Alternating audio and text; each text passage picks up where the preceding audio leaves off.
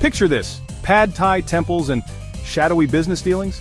Thailand is a land of contrasts where vibrant culture meets an undercurrent of clandestine activities. That's the reality in Thailand, folks. Amidst the bustling streets and lively markets, there's a hidden world that thrives in the shadows.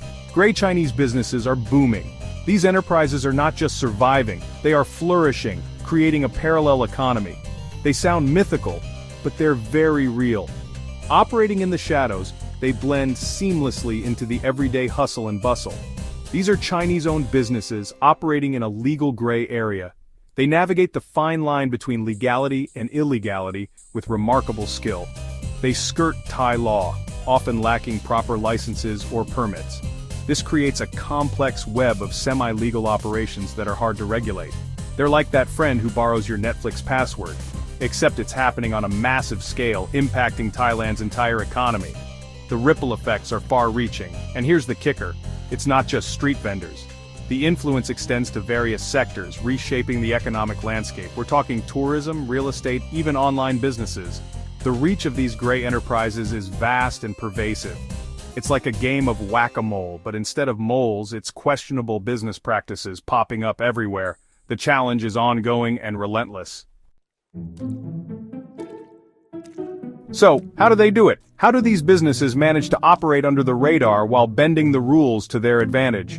Gray Chinese businesses are masters of disguise, blending in seamlessly while bending the rules to their benefit. They operate in a way that makes them almost invisible to the untrained eye.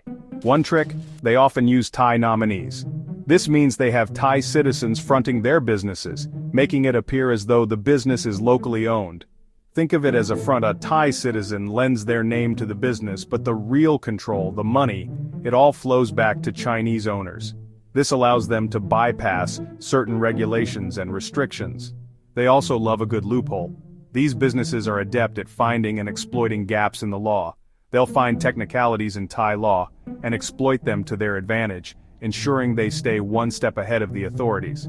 It's like playing a game with rules they barely understand, but they're winning. And they're winning big. They navigate the complexities with a strategic mindset. But here's the worst part: they often bring their own workforce from China. This means they are not contributing to the local economy in terms of employment. This means Thai workers are losing out on jobs in their own country. The local workforce is left struggling to find employment opportunities. It's like inviting someone over for dinner and then making them do all the dishes. The local community ends up bearing the brunt of these operations. Let's get specific, shall we? Tourism is a big one.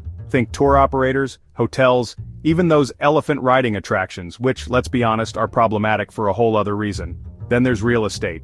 Condos are being bought up, often left empty, driving up prices for everyone else. It's like that game of Monopoly, but you never actually get to pass go and collect your $200. And don't even get me started on e-commerce. Online platforms are flooded with gray Chinese businesses selling everything from clothes to electronics. It's like Amazon, but with more, let's call them unconventional business practices. The impact? Thailand's economy is taking a significant hit. The once bustling markets and thriving businesses are now facing unprecedented challenges. Tax revenue is lost, local businesses are struggling to compete, and it's creating an uneven playing field. The disparity between local and foreign-owned businesses is becoming more evident. But it's not just about money, folks. It's about the very fabric of Thai society. It's about fairness, transparency, and the rule of law.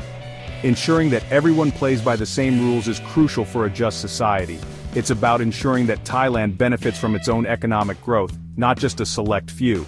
The future of the nation depends on inclusive growth. So what can be done? The path forward requires decisive action. Thailand needs to step up its enforcement. Stronger regulations and vigilant monitoring are essential. Crack down on visa violations, investigate nominee arrangements, and ensure that the laws are upheld, and close those legal loopholes. It's time to tighten the net and ensure compliance. They also need to empower Thai businesses, provide support, resources, and training to help them thrive, and a fair shot at competing in their own backyard.